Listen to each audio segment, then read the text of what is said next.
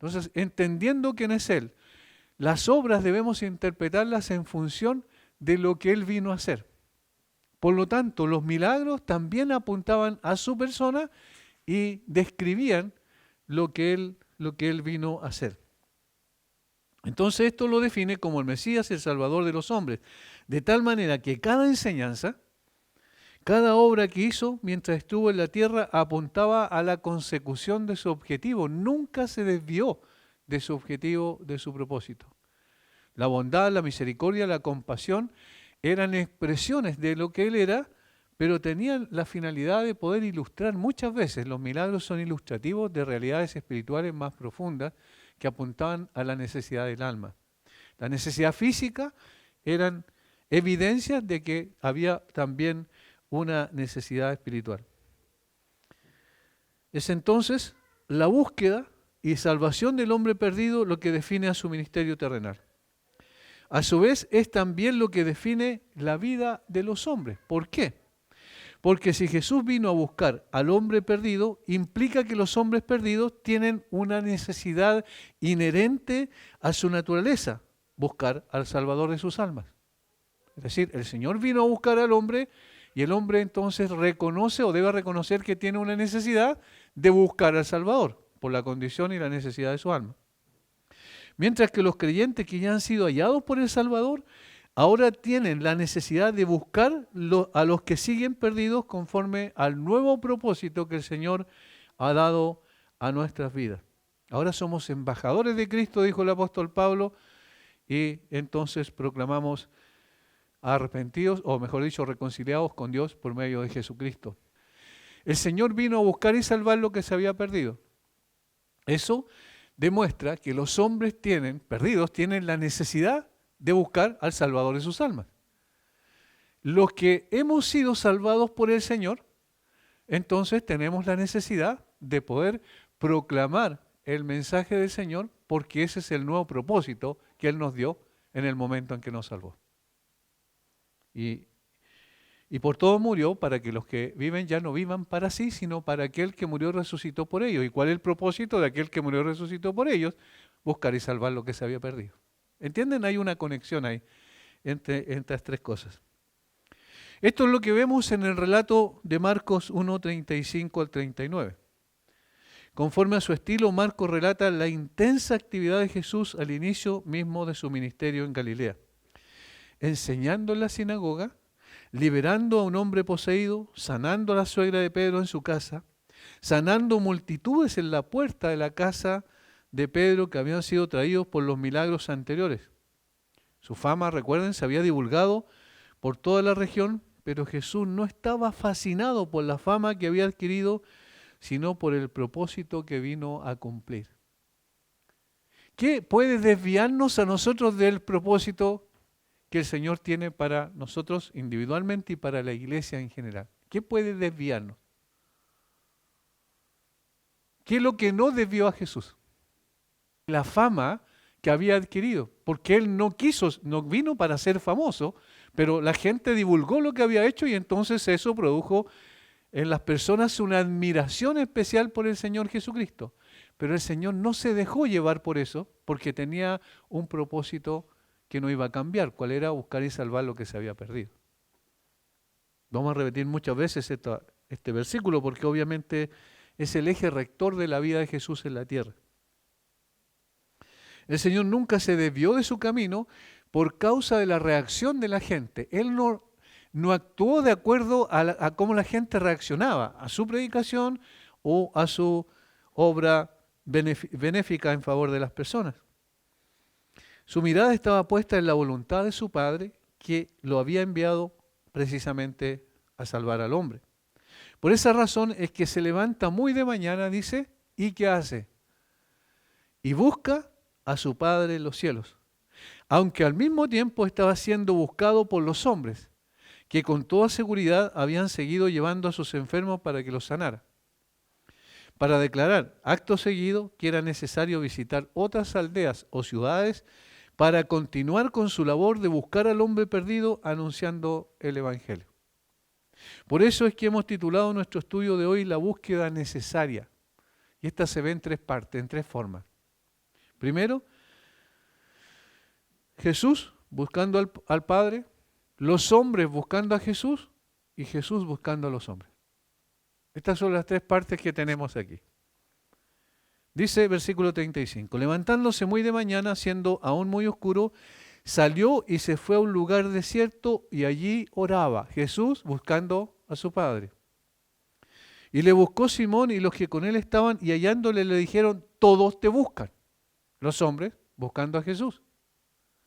Y él les dijo, vamos a los lugares vecinos para que predique también allí, porque para esto he venido. ¿Para qué? Para buscar y salvar lo que se había perdido. ¿Cómo lo hace? Predicando el mensaje en todos los lugares.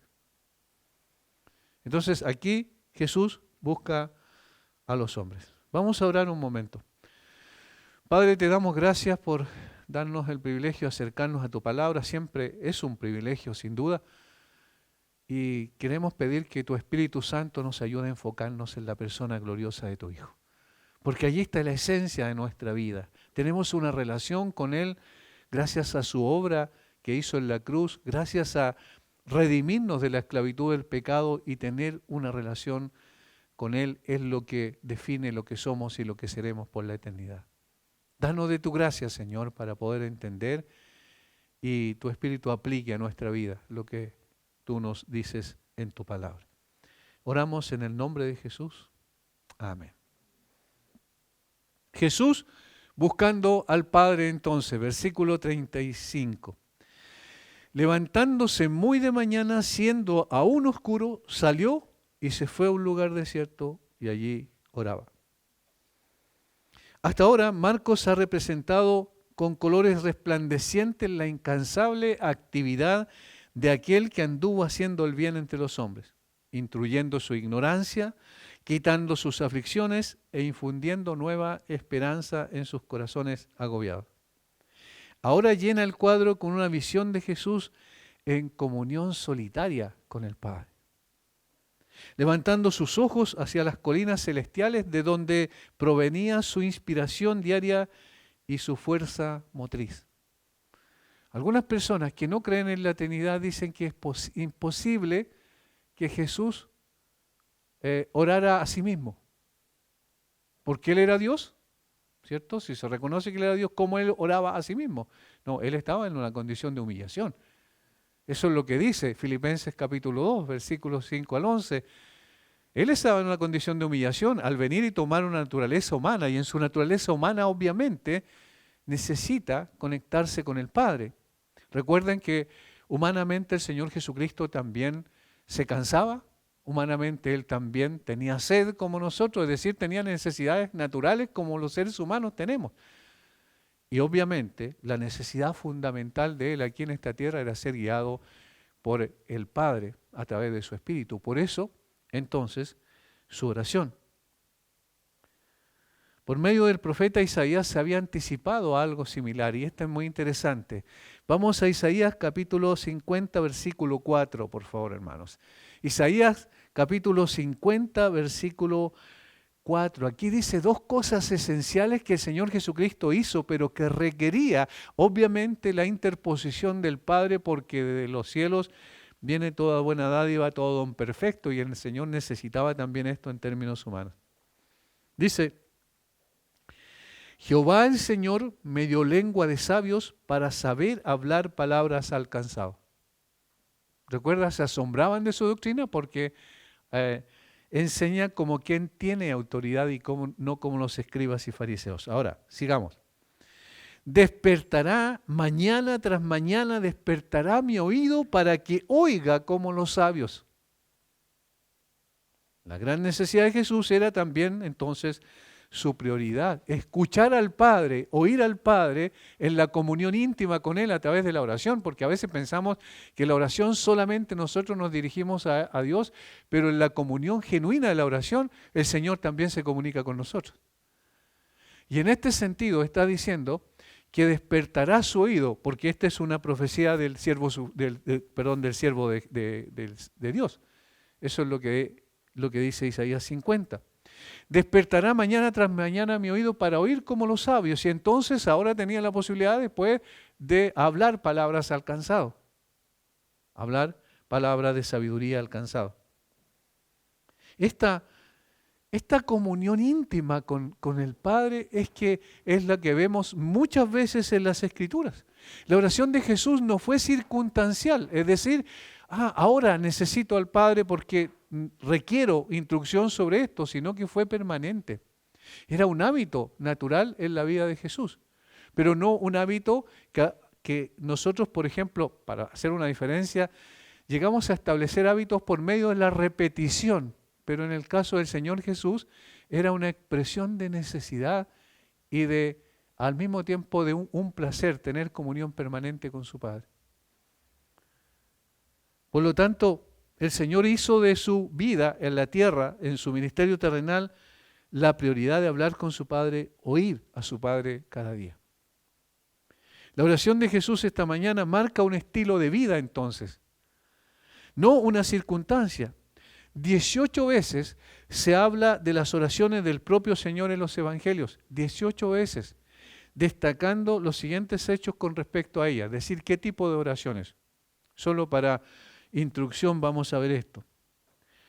Primero, el hábito de oración está claramente establecido, no solo aquí, como dije, también en Marcos 6:46, también en Lucas 3:21, 5:16, 6:12, podemos repetir en realidad todas las partes donde se muestra que el Señor Jesucristo se apartaba normalmente para tener comunión con el Padre. Por ejemplo, vamos a poner un ejemplo, cuando el Señor fue bautizado, Lucas dice que Él estaba orando cuando fue bautizado.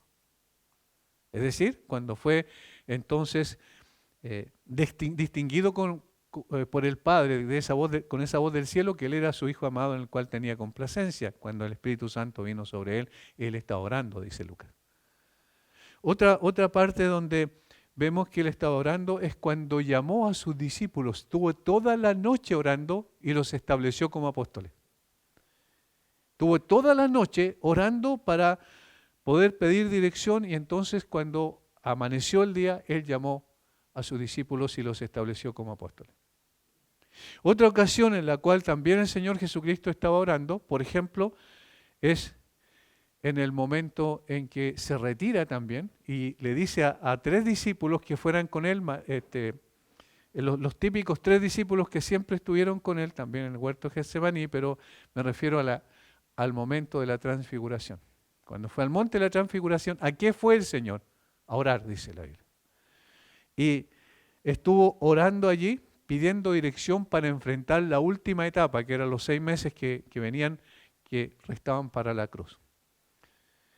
Después en el huerto de Getsemaní, la famosa oración de la lucha tremenda que tenía como ser humano por el hecho de que sabía que la cruz iba a significar que la ira del Padre cayera sobre él. Cuando oró al punto de que su transpiración eran grandes gotas de sangre. También oró finalmente en la cruz misma. Cuando oró por aquellos que lo habían puesto allí y les dijo al Padre que los perdonara porque no sabían lo que hacían. O sea, toda la vida de Jesús está marcada por aquello. Entonces era un hábito, Él permanentemente estaba orando. Segundo, las oraciones de Él tenían una combinación también de acción de gracias con oración. Mateo 11:25 es el texto por excelencia que muestra eso. Mateo 11:25. En aquel tiempo, respondiendo Jesús dijo: Te alabo, Padre, Señor del cielo y de la tierra, porque escondiste estas cosas de los sabios y de los entendidos y las revelaste a los niños. Sí, Padre, porque así te agradó. Todas las cosas me fueron entregadas por mi Padre y nadie conoce al Hijo sino el Padre, ni al Padre conoce a alguno sino el Hijo, y aquel a quien Él lo quiera revelar. Te alabo, Padre del cielo y de la tierra. Esa es una acción de gracia y al mismo tiempo es un reconocimiento de la soberanía del Padre para darle lo que le dio y para revelarle, para que Él revelara a los hombres lo que el Padre le reveló. Tercero, su uso de intercesión en la oración. Oró por sus amigos, por sus discípulos. Lucas 22, 32. Oró por sus enemigos, Lucas 23, 34, ya en la cruz. Oró para que él y sus discípulos tuvieran unidad, para que sean uno, Juan 17.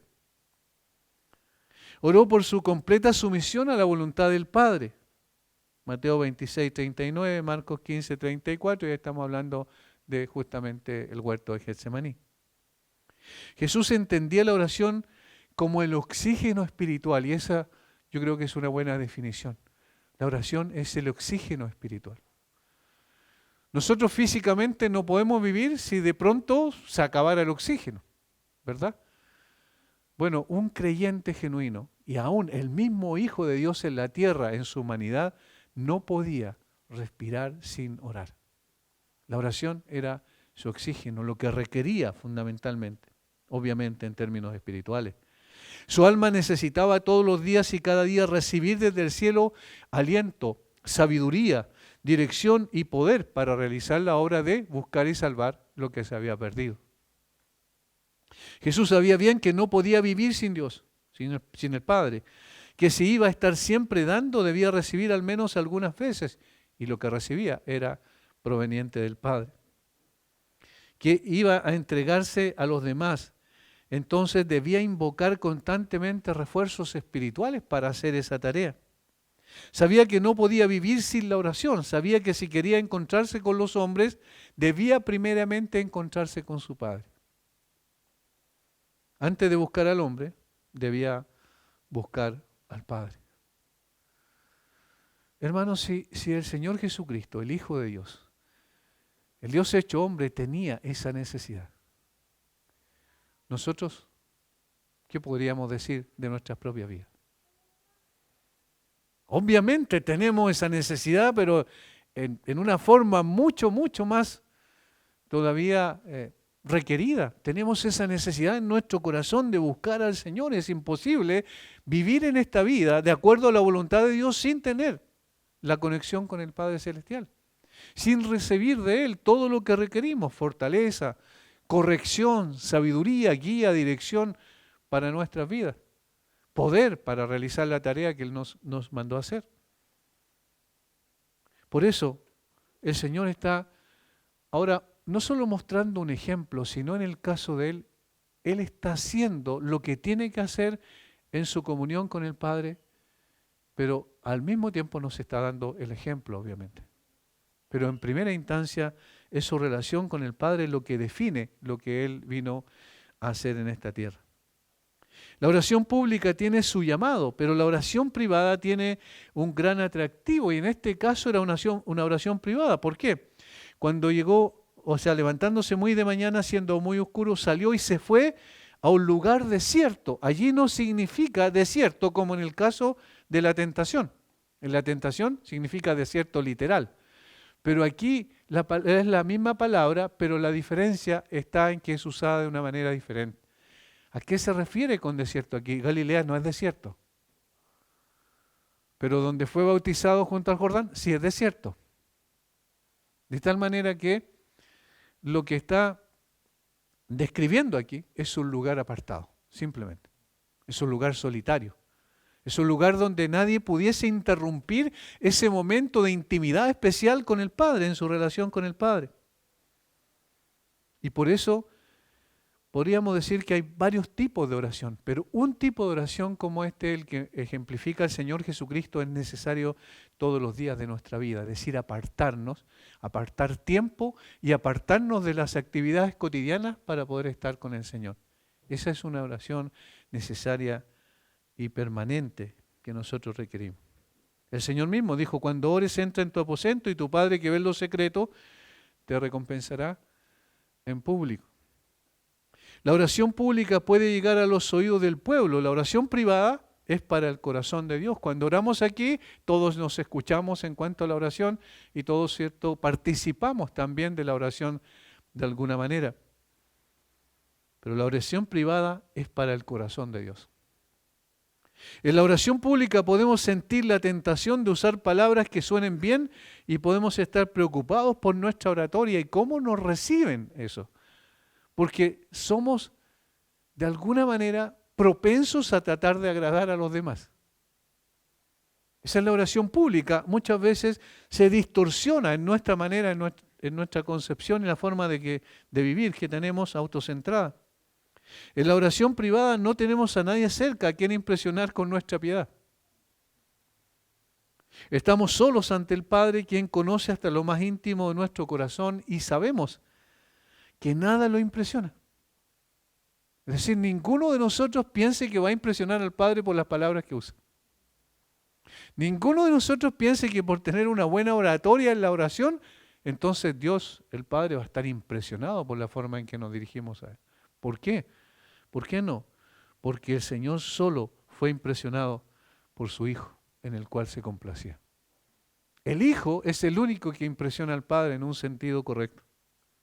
Por eso vamos al Padre en los méritos de su Hijo. Cuando oramos privadamente, ciertamente estamos pensando en Él. Nuestro corazón debe estar concentrado en el Señor, nuestros pensamientos también. Y a veces, ¿qué ocurre? Porque seguramente les ha ocurrido a ustedes, de pronto estamos orando y nuestra mente o nuestros pensamientos están yéndose a otro lado. Por ejemplo, lo que tengo que hacer en una hora más o en 20 minutos más. A lo mejor la oración se está extendiendo mucho y resulta que yo tengo una reunión a esa hora. Por ejemplo, ese tipo de cosas ocurren y distorsionan la oración. En esos momentos, lo ideal, en términos prácticos, es decir, Señor, quita esos pensamientos y ayúdame a concentrarme solamente en ti. Porque esa es la oración privada. Es una devoción, una expresión de devoción, pero donde no tengo que impresionar a nadie.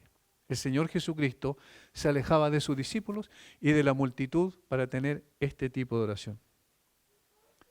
Una cosa importante para reflexionar aquí, las oraciones de nuestro Señor no fueron vertidas solo como un ejemplo, como dije, sino que fueron la expresión del verdadero sentimiento del alma humana de nuestro Señor.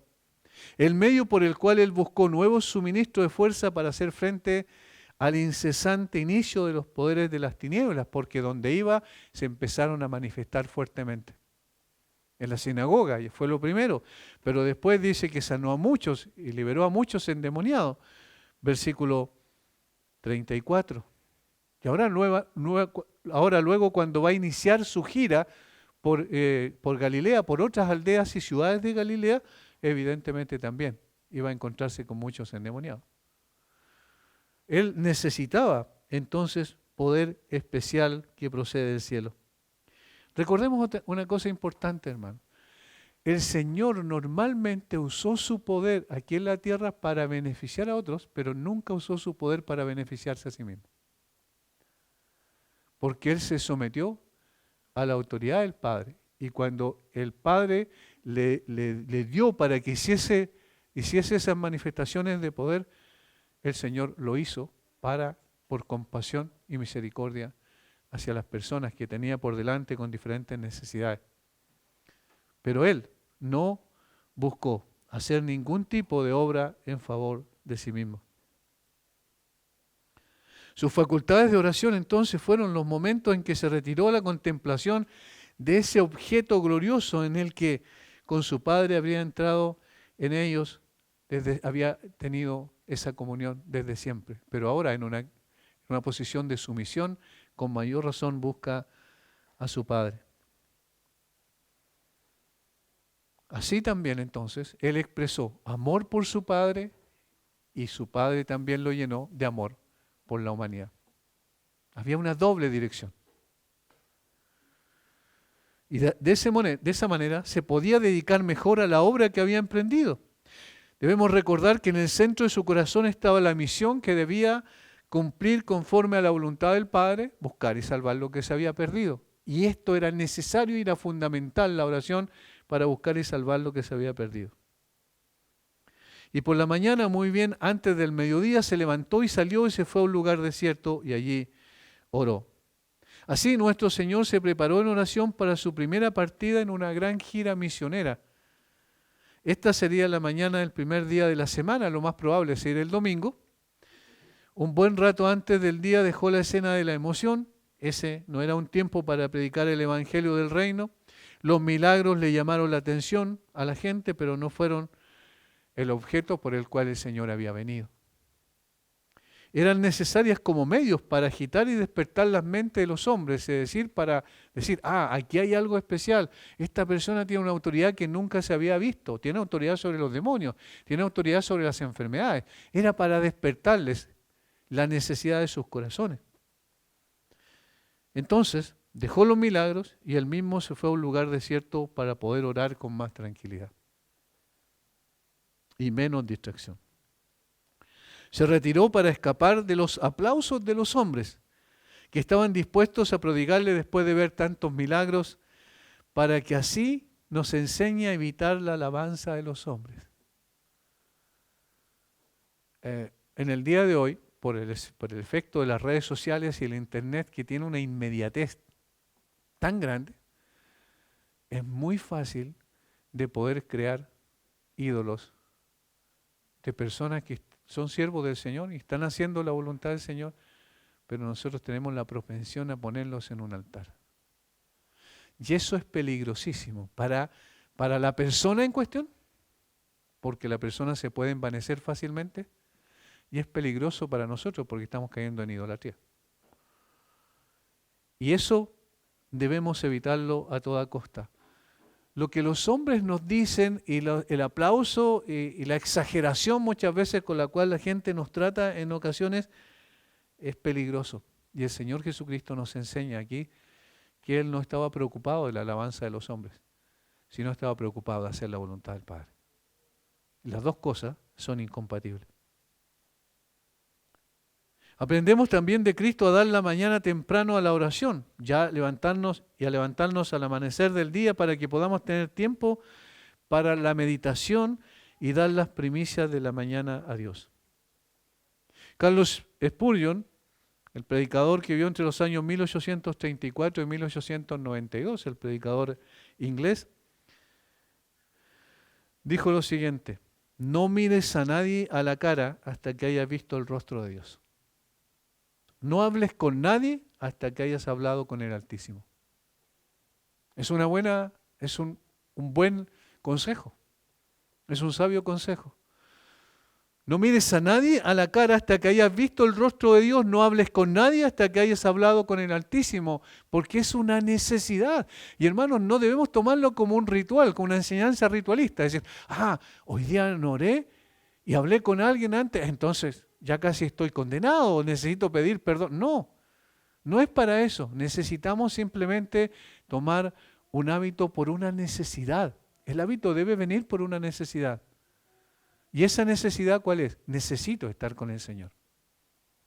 El Señor Jesucristo lo ejemplificó de una manera preciosa. Aprendemos también de Cristo que no podemos prescindir de la oración. Es nuestra mayor necesidad buscar el rostro de nuestro Padre.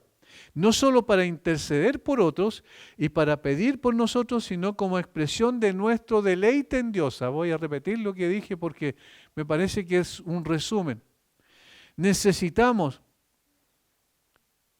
orar no solo para interceder por otros y para pedir por nosotros, que de esas dos formas oramos muchas veces, ¿cierto? Sino una tercera razón, y la tercera razón es lo que debe dar identidad a lo anterior. Es decir, la tercera razón es para deleitarnos en Dios. Quizás eso es lo que más difícil, lo que más nos cuesta. Entender que la oración es para deleitarnos en Dios. Disfrutar de eso. Cuando empezamos a disfrutar de la oración privada, entonces estamos entendiendo la razón por la cual el Señor nos salvó. Tu presencia y plenitud de gozo, delicias a tu diestra para siempre. ¿En quién vamos a encontrar una satisfacción más plena que en Dios? ¿En quién vamos a encontrar un gozo más grande que en Dios? Entonces, el deleitarnos en el Señor es un placer para el creyente. Y eso también nos ayuda y nos abre más los ojos y nos da mayor comprensión de la labor que tenemos que realizar. Y entonces oramos por una transformación en nuestra vida y oramos también en intercesión por otros hermanos que necesitan. Pero lo que define lo que es la oración es un deleite en Dios. Jesús se complacía en la presencia del Padre. No era para él meramente un deber, sino un placer. Entonces busquemos al Señor con esta disposición, deleitarnos en Él y hallaremos las fuerzas que necesitamos cada día para realizar nuestra labor y para no desviarnos del camino que el Señor nos ha trazado. Pero vemos en nuestro texto una segunda búsqueda y esto nos lleva a la segunda proposición que vamos a hacer. Los hombres buscando a Jesús. Los hombres buscando a Jesús. Versículo 36 y 37. Y le buscó Simón y los que con él estaban, y hallándole le dijeron, todos te buscan. Todos te buscan. Los discípulos buscaron a Jesús y le hallaron orando. Le dijeron que lo necesitaban mucho, que había muchos pacientes esperándolo. Todos te buscan. Estaban orgullosos de que su maestro ya se hubiera vuelto tan popular y querían que apareciera en público, aún más en ese lugar porque era su propia ciudad, es decir, en Capernaum. A eso nos estamos refiriendo. En otras palabras, maestro, la gente te necesita, requiere de ti, te están buscando. Quizás podemos imaginar cuántos enfermos más y endemoniados le trajeron por lo que habían visto el día anterior. Pero el Señor Jesucristo estaba meditando, reflexionando en la presencia del Padre, orando al Padre, teniendo comunión con el Padre, porque Él sabía cuál era el otro paso, en consecuencia, que debía dar. Pedro y los que estaban con él, como dije, estaban evidentemente orgullosos de la gran y creciente popularidad de su maestro, ya que cuando lo encontraron le dijeron con gusto, tal vez con algo de exageración inclusive, todos los hombres te buscan, o como en Lucas dice, lo buscaban fervientemente e intentaban detenerlo. Eso dice Lucas. Intentaron detenerlo, ¿de qué? De que él se marchara de la ciudad. Evidentemente deseaban mantener para sí mismos o para la ciudad donde ellos habitaban el monopolio de los servicios de su Señor. Obviamente, ¿quién no iba a querer hacer eso si veía que las personas eran sanadas por el poder del Señor, los demonios, los que estaban endemoniados eran liberados? ¿Quién no hubiese querido hacer eso? Pensemos en nuestra ciudad, si viniera alguien así, no quisiéramos que se fuera, porque estaba haciendo mucho bien y era evidente el bien que estaba haciendo. Pero él, el Señor Jesucristo, impasible por los elogios, no se dejaba impresionar por la popularidad. Desilusiona su mente de su estrechez al tratar egoístamente localizarlo en Capernaum y decir, aquí tienes que quedarte porque aquí tú estás haciendo mucho bien y la gente de esta ciudad te busca porque te necesita. El Señor les informó con calma de su propósito de recorrer las aldeas o pueblos del país de ese entonces porque era necesario que fuera a otro lugar y compartiera esa bendición que estaba derramando en Capernaum. El gran objetivo de su misión no era simplemente plantar el Evangelio en un lugar o un distrito solitario, sino propagarlo en todos los lugares, tanto lejos como cerca. Por tanto, salió. Por tanto, salió. ¿Qué es lo que necesitamos aprender de esto? Primero, que al hombre le fue dado inherentemente en su naturaleza un deseo de buscar a Dios. Ahora alguien puede decir, pero en la sociedad actual la gente no busca a Dios. No, la gente busca sustitutos de Dios, pero busca un ser superior que le dé sentido a su existencia. Por ejemplo, incluso en la antigüedad, cuando Homero, el escritor y poeta griego, escribió la Ilíada, por ejemplo, ¿A quién describió como el personaje principal de ese poema épico? A Ulises. ¿Y cuál era la característica de Ulises? Que era inmortal, excepto por algo que tenía una debilidad específica que tenía en el calcáneo. ¿Qué es lo que queremos ilustrar con esto? Es que el hombre siempre busca héroes. ¿Se han fijado en eso? Y les levanta estatuas y los adora. Aún las personas más materialistas con filosofías materialistas, es decir, que no creen en que hay un alma trascendente, esas personas también tienen sus propios ídolos. Y lo vemos en diferentes partes del mundo, las estatuas que levantan los presidentes, por ejemplo. La gente muchas veces le rinde veneración a ese tipo de imágenes. En el fondo el hombre está creando permanentemente un dios a su medida y por eso en la antigüedad se creaban tantos dioses para ver si uno calzaba y satisfacía sus necesidades. En el panteón griego, romano, incluso en los indios, es decir, la gente de la India, tenía también una multiplicidad y tiene hasta el día de hoy una multiplicidad de dioses para cada situación, para cada ocasión. Tenían el dios de la guerra, ¿cierto? Tenían la diosa del amor, tenían el dios del trueno, el dios del mar. Es decir, cada cosa que veían en la naturaleza le asignaban un dios.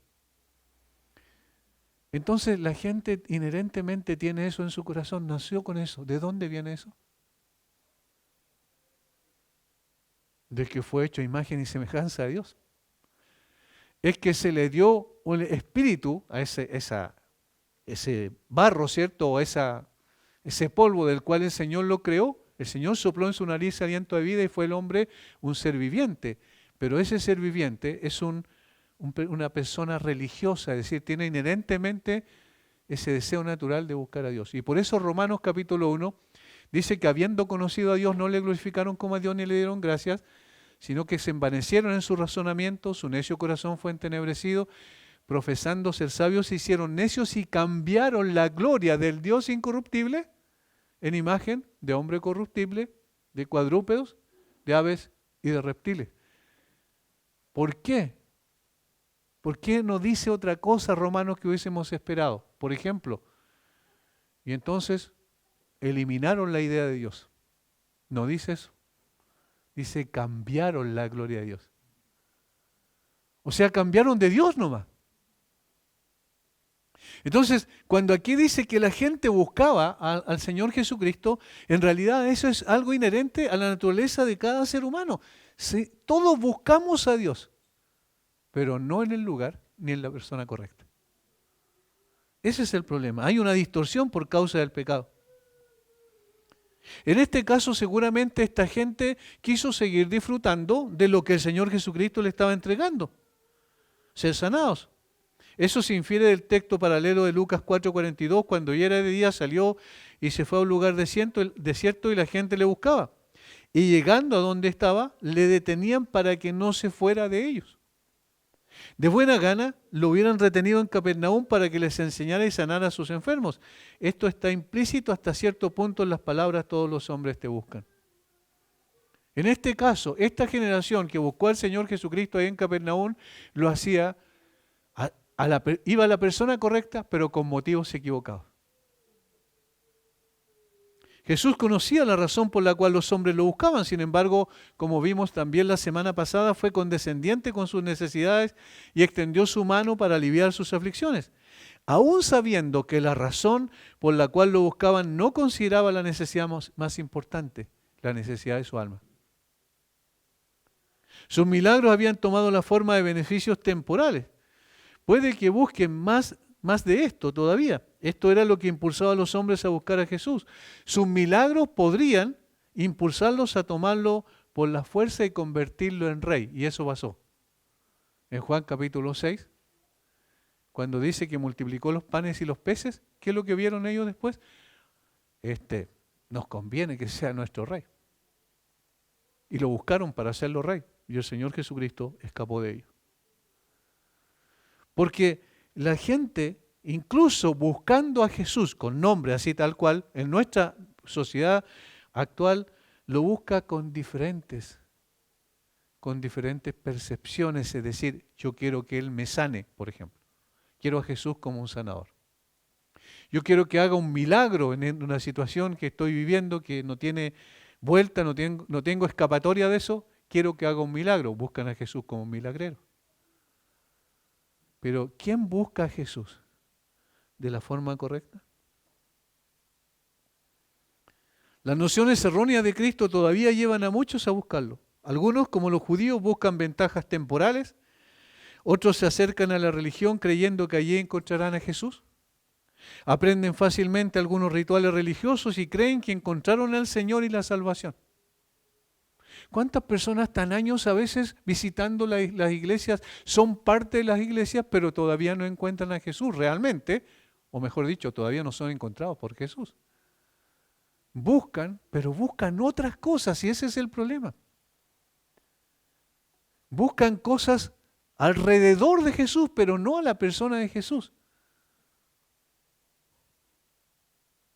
Entonces, aprender ciertos rituales, por ejemplo, cuando le enseñamos a los niños, tienes que orar, dar gracias en el caso, ¿cierto? Cuando te sientas a la mesa para consumir tus alimentos, da gracias al Señor. Claro, estamos bien haciéndolo, porque estamos enseñando que el Señor es el proveedor.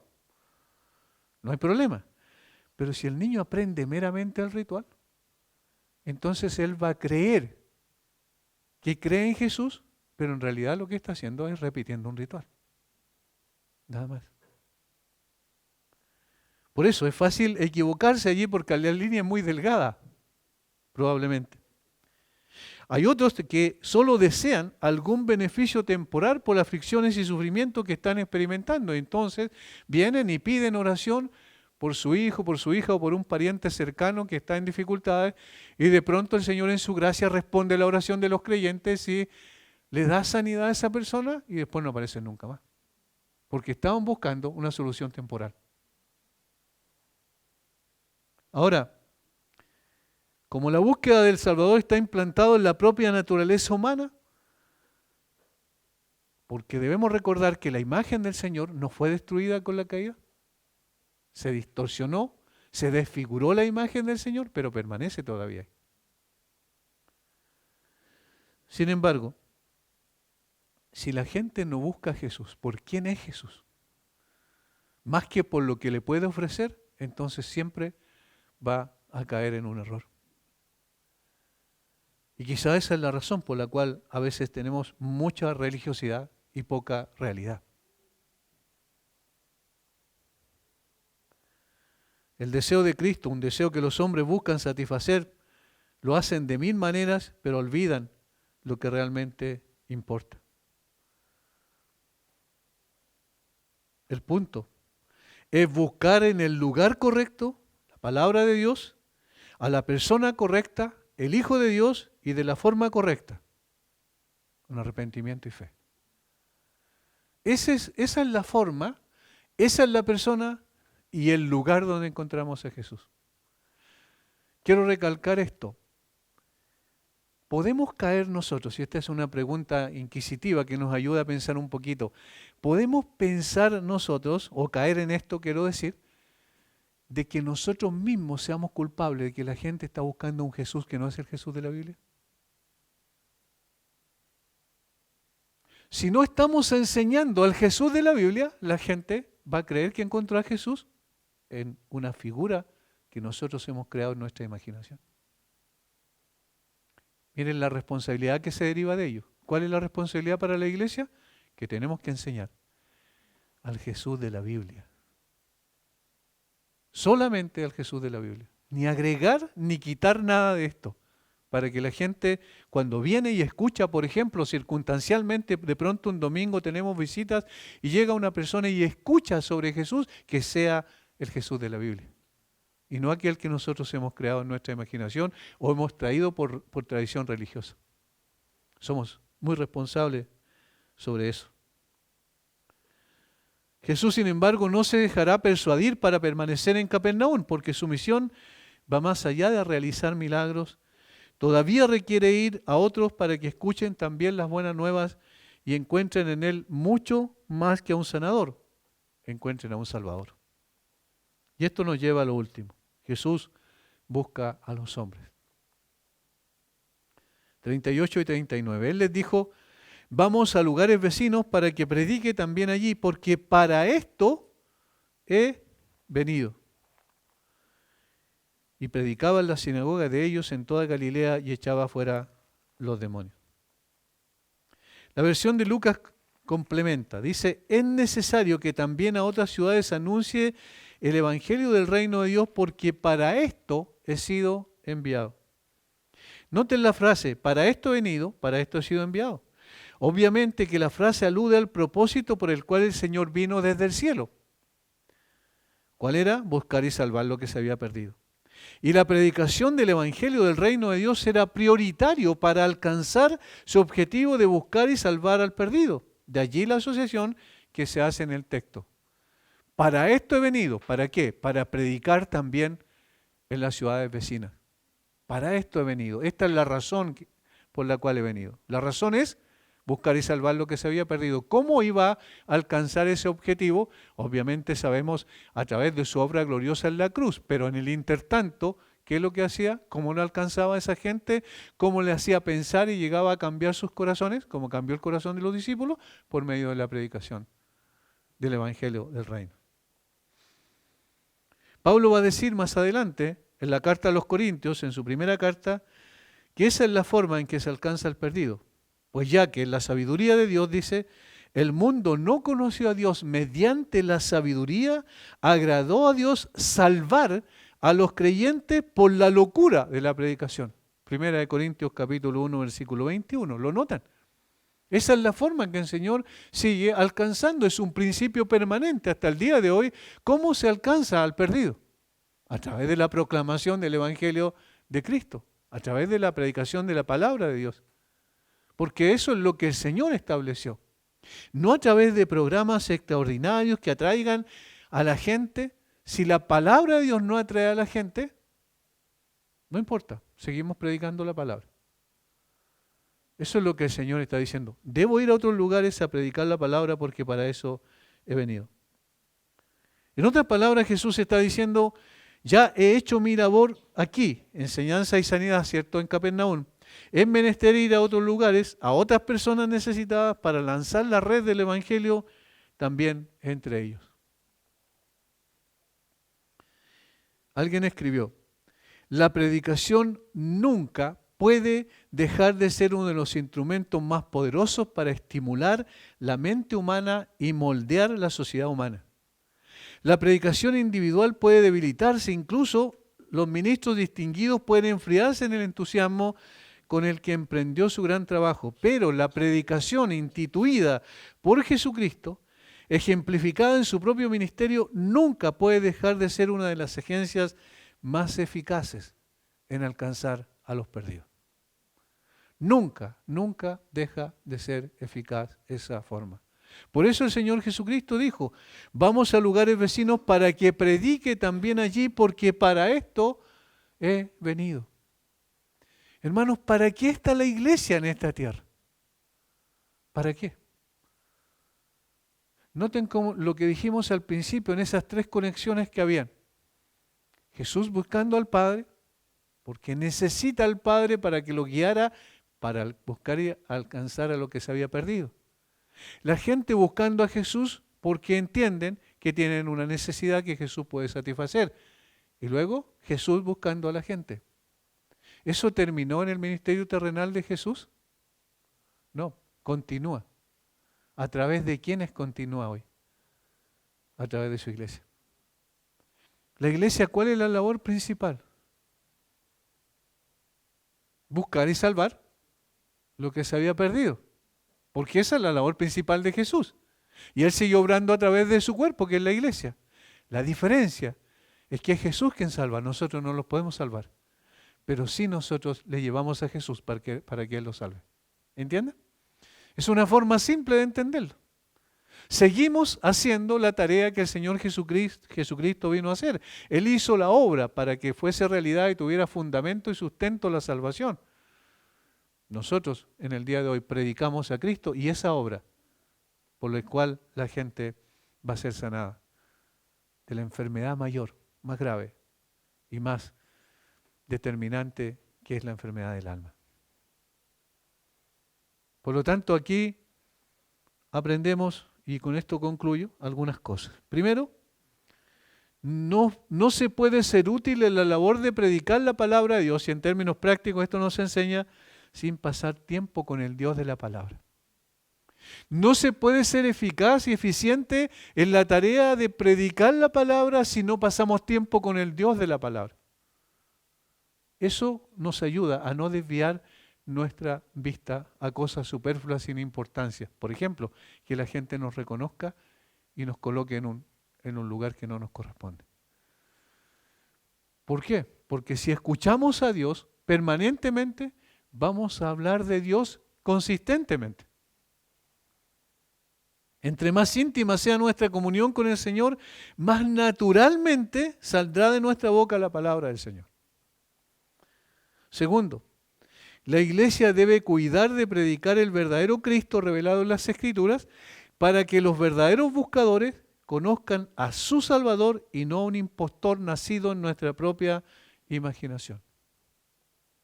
Tercero, la misión de la iglesia es predicar la palabra de Dios también en lugares vecinos. La palabra del Señor debe correr y ser glorificada al alcanzar el objetivo de buscar y salvar al perdido. Aquí también hay una implicancia misionera, si acaban de entender. La implicancia misionera que no solo tenemos que predicar la palabra aquí, sino también como por la gracia del Señor se está haciendo allá arriba en los volcanes. Y esperamos un día, también desde esta misma iglesia, puede la misma iglesia enviar a un misionero transcultural. Porque eso es lo que el Señor nos enseña.